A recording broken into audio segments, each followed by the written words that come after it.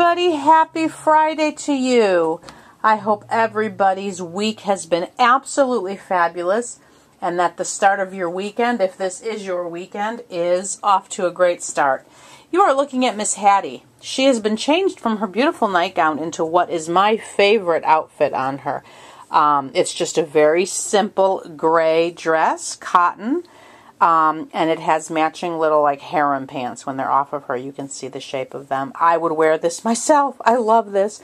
And I've paired it with a headband that I made. It's a pink headband, and then it has 3 rosettes. A white, not stark white, but like a antique white, I guess. And then a pale pink and another antique white one. So she's laying here on the Boppy Lounger. I actually did start this video and did a changing video for you while I was answering the questions for June. For her tag over from Reborn Baby, Hope and Joy June. Hi June, hope you're having a great day today. But I was answering the second question and my battery died on this camera. Luckily it goes blink when it shuts off, so I went, oh, I didn't realize it was low. So I've already changed Hattie. Before I started the tag, I did say I've noticed a baby boom in the last couple weeks. I've seen several box openings. I'm in the middle of Sarah's box opening right now. I've not seen the baby yet. So congratulations to everybody with new babies. Wendy has a new baby. Brenda has a new baby. Let's see. Suzanne got a new baby. Let's see. I've watched quite a few box openings. Susie got a new kit that she's going to be painting for herself. Katie got a new baby. Tasha got a new baby. I know there's a lot of you out there with new babies, so congratulations. I'm really, really enjoying your box openings. And I'm going to do some comments over the weekend in my history, so I'll be catching up with you lovely ladies. But I wanted to do June's tag. It's a really good one. I will kind of go around the nursery as I answer, and I do have a work in progress that I want to show. Nobody else has been changed in the nursery. I'll quickly say Solomon here has taken a liking to books. He is loving this book, Life on the Farm, that Virginia had sent us. So, Mommy, he likes to read. And I do have Juliet and Abigail are back in the Moses basket over here. And I do have a new kit in the nursery, which is Toby. He's actually been set up in the bouncy seat over in my art studio for a while, which is where I used to have my Tegan kit, which is now my Zolani. And I brought her back out to the studio to keep me company. That's why Solomon is now back in the pram, because Zolani is out with me where I create. So, but everyone else is the same. There's a little joy bubble for y'all there. Genevieve's butterfly hat. So yeah, so everyone else is pretty much the same. So I'm just going to kind of, you know, spin around the nursery while I talk. And then I will show my work in progress at the end. But that way, if you are like me and do things while you watch videos, you're just getting... Oh, I'm dropping my pillow, ladies. I have this beautiful pillow that I put on my chair. I can show it to y'all. That's my pillow. Isn't that cute? Little children from all around the world. It's like a tapestry. And then it just has little children dressed in all manner of clothing from around the world. So that sits on my chair there. But I had an extra pillow, which is this white pillow that Abigail and Juliet had been laying on. I was trying to move that. I don't think Hattie needs a pillow. Oh, I forgot to comment, Herlonda, on your video that you got one of these and you asked about it. I actually dump it out in between.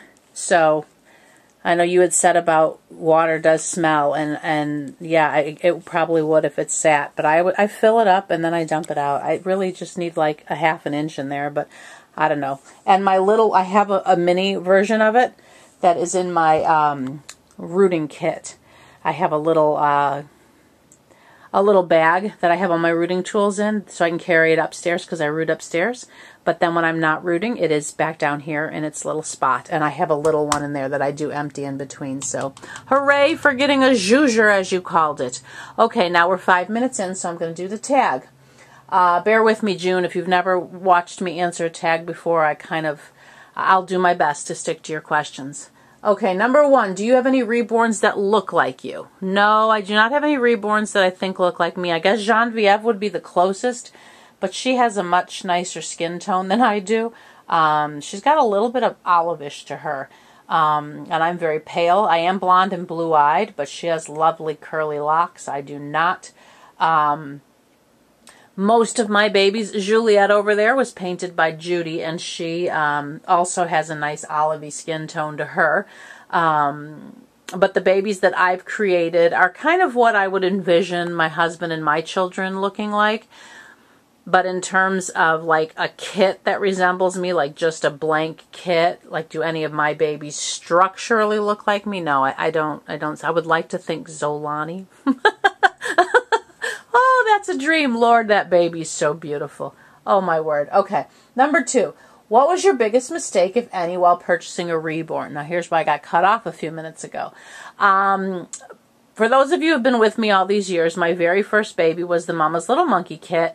And I won't say it was a mistake. I enjoyed her while I had her. But what I learned from that is, and I made the mistake my second time around when I ordered a custom, is if you're going to have an ethnic custom made, I think it's important to know that, it's important not to know because I asked, it is important that the artist has already painted an ethnic skin tone baby. Even though they told me they hadn't, that they could do it, I didn't understand the process. And I have painted only one Caucasian, but I have done it. And the process is very different. At least for me it is. And so that was my first mistake. And then in my second adoption, I was having a custom baby made, and I actually ended up ordering a second custom for her in the midst of it because there was another kit I liked. And so I had that kit sent to her. And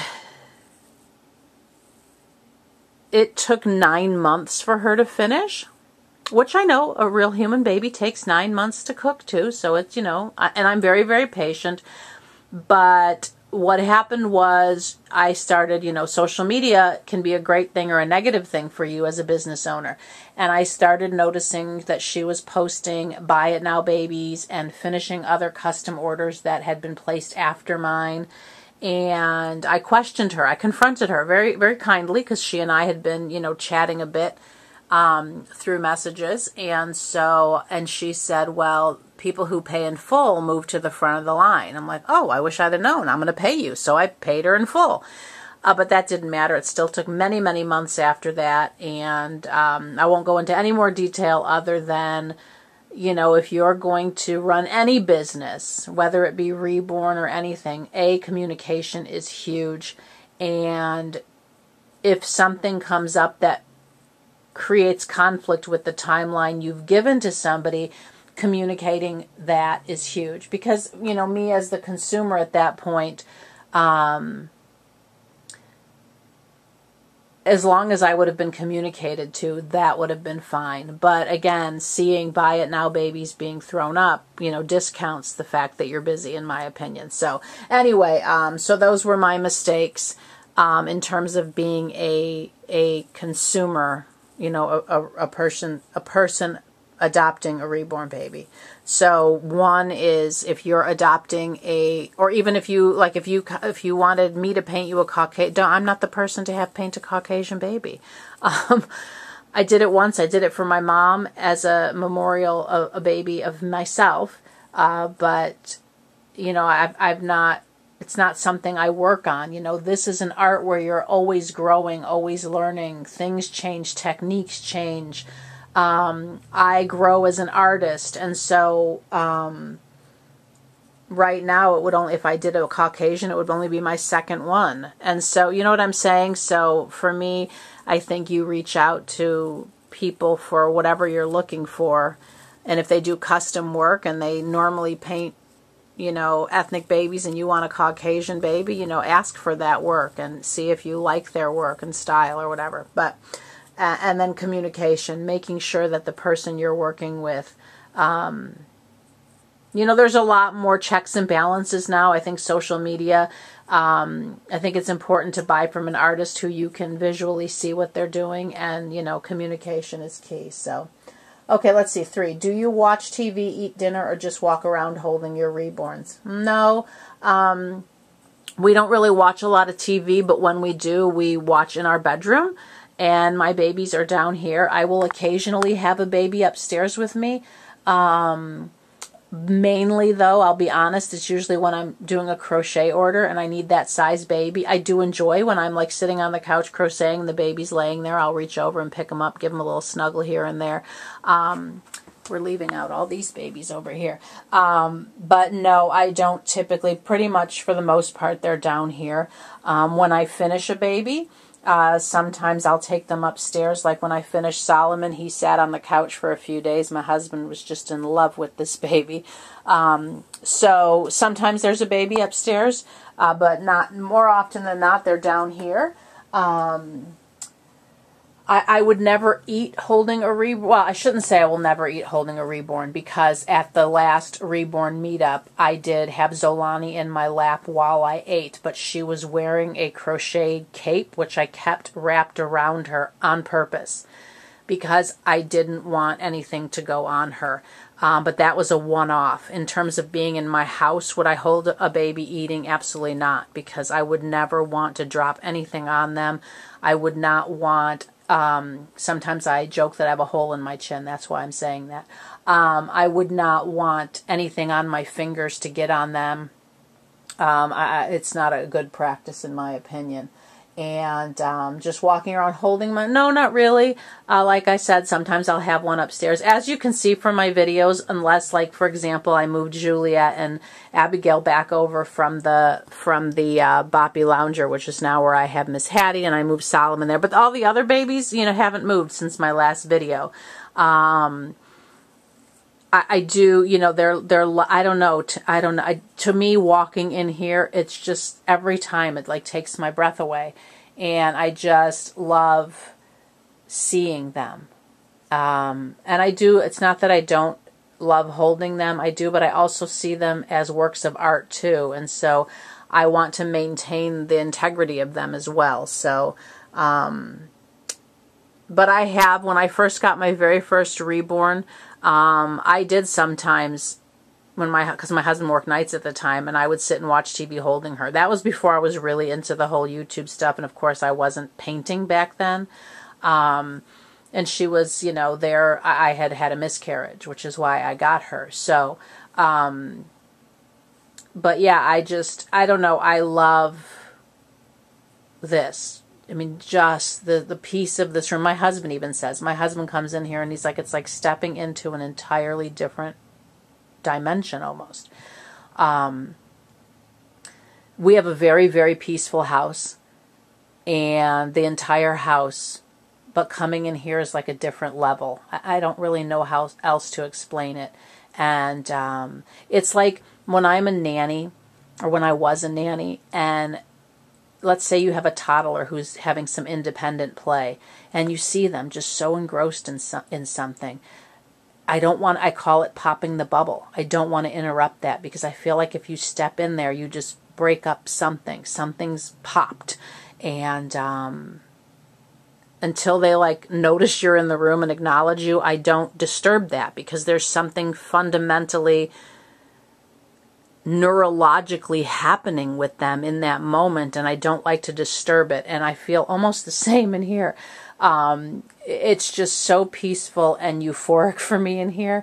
But I do, there are times I will come in here and I'll pick up Saffron or Sapphira or Juliet or one of them, and even like when I move them from place to place, I'll give them a little snuggle and a little cuddle. But I don't walk around the house holding them. I'm taking the long version. Sorry, June. Let's see, how many reborns do you have, and how many would you like to have? Currently, my collection has 8 babies: Genevieve, Juliet, Abigail, Saffron and Sapphira, Queen Isabella's in that round bassinet there. So we're at 2, 4, 6. Malachi. Oh, we're at more. We have more than 8. Malachi 7. Oh, how did I thought I had 8. Maybe I have 10. Let's see. 1, 2, 3, 4, 5, 6, 7, 8, 9, 10 with Zolani. 10. I don't know if you count my little Romy silicone. That's 11. I have 10. How many would I like? I don't, there's no number for me. To me, it's a collection, and the nature of a collection is to grow. I have the space for babies. I don't have an end number.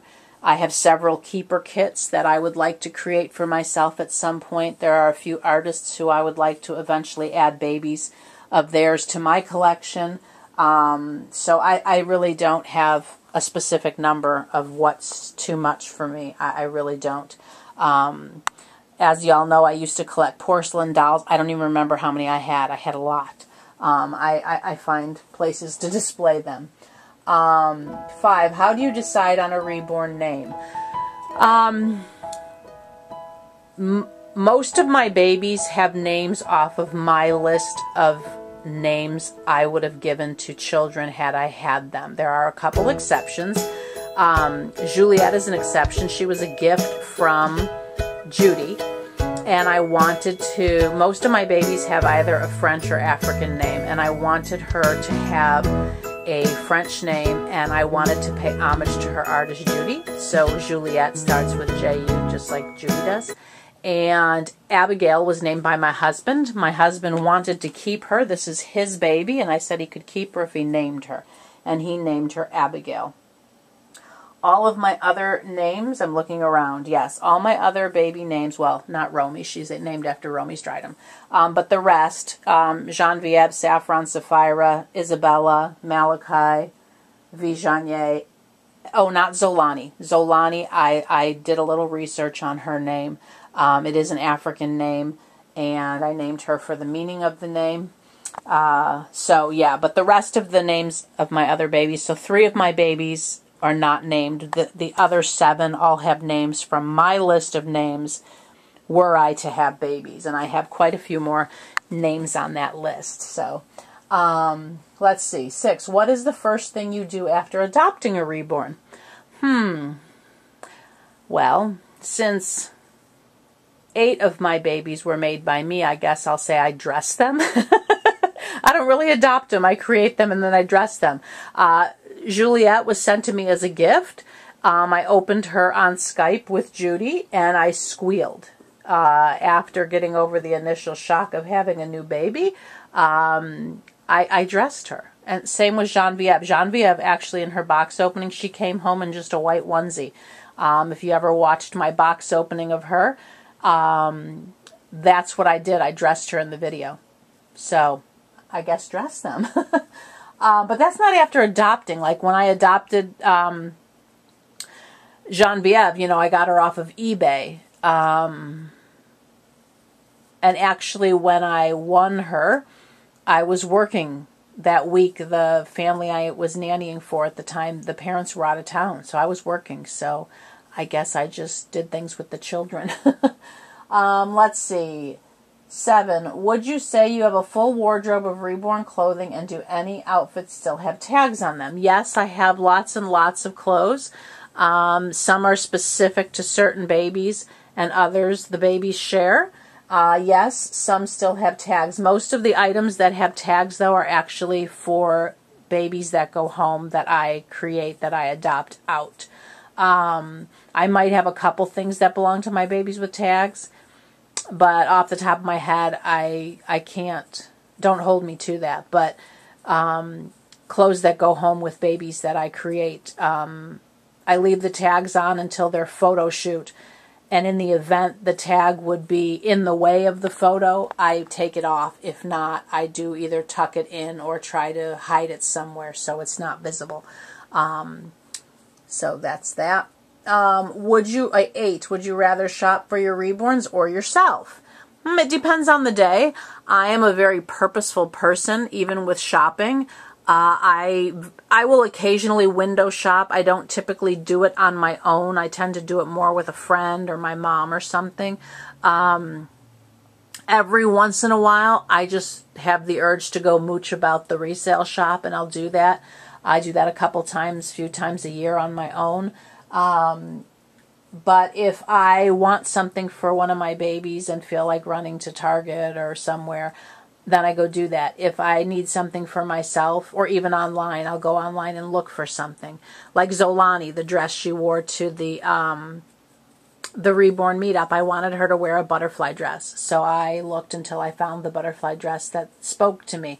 And if I'm in the mood or need something for myself, then I shop for myself. There's no priority over who would I rather shop for. It to me, it's what is wanted or needed at the time. And those are two very different things, want and need, to me. 9, is it just a hobby, or are you emotionally attached? I would say both. I don't see, I mean, for me, I can only speak for myself. I don't know how to not be emotionally attached to something that represents a baby. You know, babies are wonderful and lovely. Of course, they reciprocate to the best of their ability as tiny babies, in terms of, you know, looking at you and cooing and stuff. At the ages that these reborns represent, they're not horribly interactive and reciprocating in terms of hugging and loving and all that stuff. But they, you know, through their eyes, and their eyes talk from birth. And so I don't see how you could not be somehow emotionally attached. But it is a hobby. It is a very, very small portion of my life. You know, just like any of my other hobbies. I love to read. I love to cross stitch. I love to crochet. I do other crafts. And they're all just a very small part of my life. So it is a hobby. You know, it really is. It's a hobby, but it's such a fun hobby. It's so amazing. But, you know, there is a bit of emotion behind it, because these dolls, you know, represent a baby. I mean, they are painted to look like a baby. So, you know, looking at them just stirs up emotion. I mean, I don't know how it wouldn't. I think most people in this community, you know, you get babies and adopt new babies. There's emotion behind. I mean, look at any box opening. Some people are crying for joy. Some people are laughing. Some people are happy. Some people are sad. Sorry. And, you know, we don't always have perfect, fabulous box openings, but it is a very emotional hobby. And I think by nature, women are very emotional. Not always, not everybody is, but, you know, I think these reborns do bring out different emotions in all of us. They stir something on a very deep level for most of us. So yes, it is emotional, but yes, it is a hobby. 10, while shopping, do you ever look at baby inside a stroller? Oh, babies inside. Oh, do you ever look at a baby inside a stroller or car seat to see if they are real or fake? I always look at babies in car seats and strollers. I try to make eye contact. I like to wave like this with my one finger with little babies. I'll do peekaboo. I always look, but it's not because I'm trying to determine if they're a reborn or a human. I have a huge connection with babies. I have since I was a little girl. I've been told it's magical to watch. I, of course, have never witnessed it other than what the baby does back, but to see me and the baby interact. So I always look at babies all the time. Always, always, always. Even before I was collecting reborns, my entire life, babies I've been just enamored. Even as a toddler, like 2, 3 years old, I would walk up to babies and talk to them. And I've just always had a special thing inside of me for babies. Number 11, non-reborn question. What is an important part of your life that could help inspire someone? That's a really good question. It's almost a question you want to ask of somebody that's been inspired by you. I know a lot of people on here have been inspired by what I've shared about my journey to Ethiopia.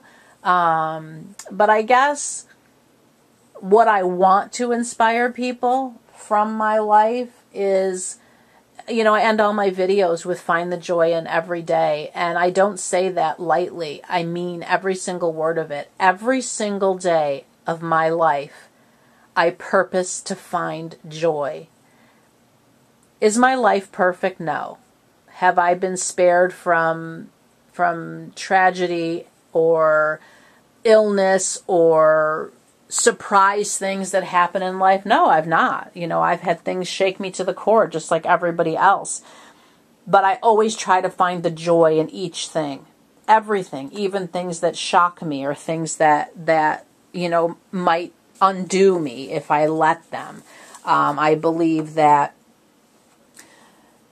happiness is a choice, and joy is a byproduct of happiness, in my opinion. And I think, how I talk in my videos is how I talk in my everyday. And it's not just for the camera. There are people out in my community who, when I'm talking, I talk. I am a talker.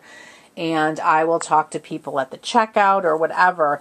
And I'm always encouraging people to find positive in their life. They might start sharing something with me. I happen to be one of those people that people are very comfortable just talking about things that sometimes I think, ooh, maybe if my friend were going through this, they might not even share it. Like really personal things people tell me. And I always, while they're talking, I try to, within their sharing, find what joyful could come out of that. And then I try to share it with them, because I think it's really important. We can be really blindsided and caught up in the negative. And as I've said before, whatever you feed will grow. If you focus on the negative of the situation you are in, that negative will take over, and it makes it more and more negative. So if you seek out people that are going to fill your negative aspect up of whatever you're going through and be like, yeah, that's terrible, I can't believe that, and blah, and add the fuel or the food or whatever you want to call it to that negative thing going on in your life, it will grow. It will make it more negative. It's why I'm very, very careful when I'm going through things who I talk to. I tend to reach out to people who are A, going to pray, and B, who are going to not try to victimize me. I'm not a fan of that. I'm not a poor little me. I'm not why me. I figure, why not? Why not me? Why should I be spared from things? I'm a human being, just by being born. Life is not easy for any single human being. We all go through things at different times in our lives. And I'm not talking about people who have actual, depression or anxiety issues and stuff to like pretend you're happy. I'm not talking about that. This is not about pretending. It is about, in a situation, trying to find some positive, or if you can't in that situation find a positive, then think about other things going on in your life around that thing that are positive. And I always ask myself several questions when I'm going through something. Is there anything I can do to change this situation? Have I added to this situation? What can I do to correct this situation? And if I go through all, there's more, but if I go through all my questions, and if there's, once I get to the point where there's nothing I can do, and whatever's going on is going on, then I just step back and focus on other things. And if I can teach one person that in my life, I think that's amazing.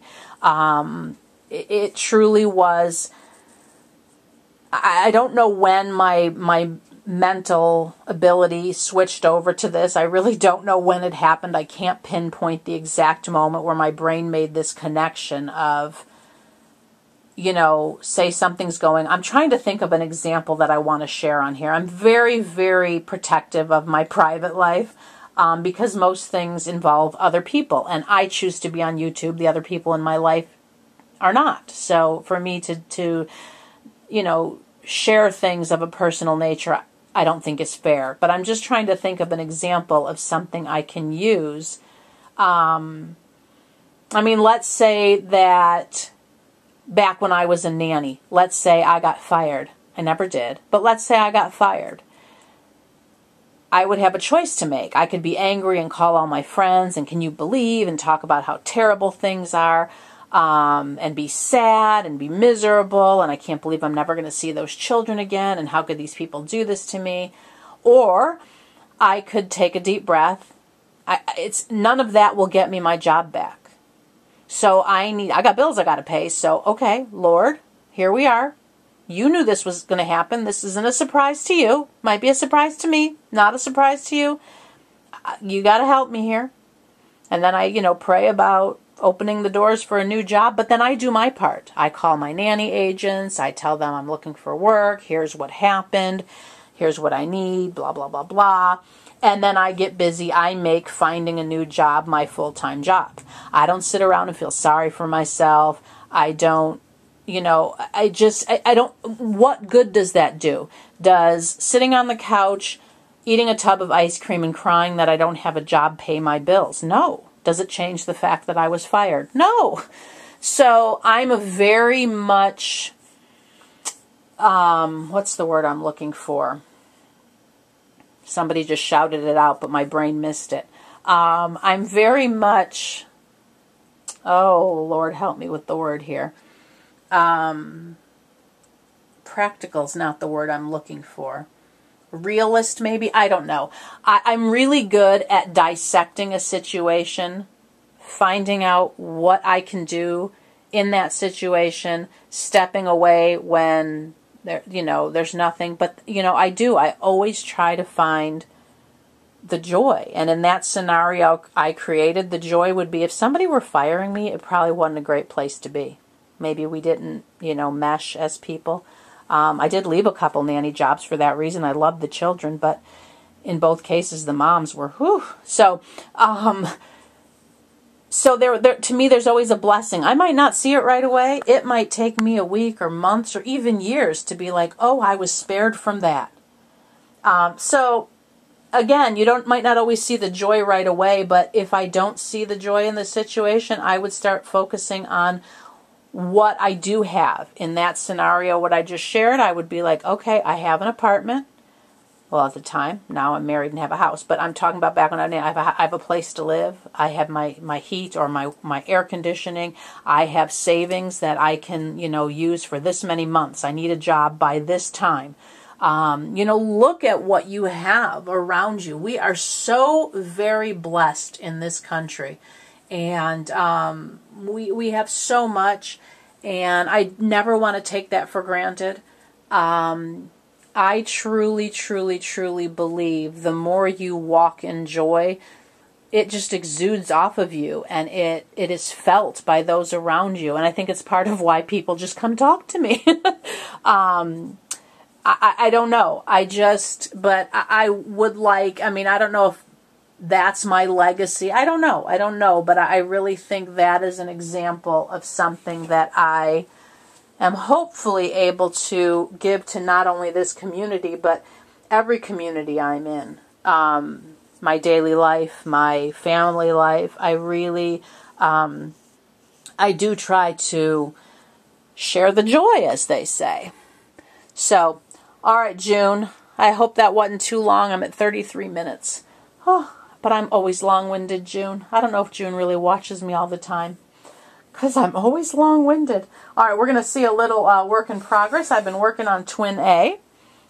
There she is. Bless. Her belly plate's over there.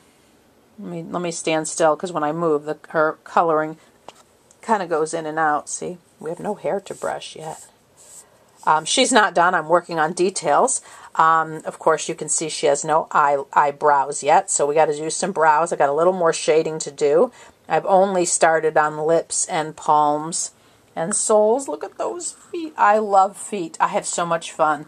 I've only just started on her toenails, so I have details to finish. I'm hoping to finish her up beginning to middle of next week, and then she'll be up in my rooting station and she'll grow some hair. But I'm going to really try my best again at sparse rooting, because I tell you what, that cranium, look at that. Can you all see that? That's one thing about Bonnie Brown. I was looking at, I'm working on another kit. I'm working on a Peaceful Baby right now. Only just started it. Because she was flashing off the other day, and I had already washed my kit, and I thought, well, let me start, and then when she was ready to bake, she'd go in the oven, and then that baby has very little paint on it, but it's a beautiful kit, but her kits, it's like bones. Like there are bones in this kit. It just amazes me. I've painted Twin A and Twin B once before. Hello, Noelle and Cadence. And it just never ceases. Can y'all see that? It's like a bone. It just is so amazing to me. But the cranium for me is like the most amazing part. Such beautiful kits. So that is Twin A. And then if y'all remember, I had a Twin B, but I used Twin B's head with Levi's limbs, and I made what I called Twin Levi. So I have Twin B limbs, oops, and I have a Levi head, but they don't fit well together in my opinion, size-wise. So anyway, but I'm going to have all the babies waiting to go home, send some loving to their mommy. This sweet little angel girl Hattie says, oops, hi mommy. She's happy to be in some clothes. All right, Solomon, excuse me, we're going to interrupt your reading of the farm book. I'm going to take it away just for a second so you can send some love to your mommy. Hi, Mommy. I'll put your book back in a minute. I need 2 hands for that. And then down here we have, look at sweet Lucy Ray. Oh, she's so sweet. Hi, Mommy.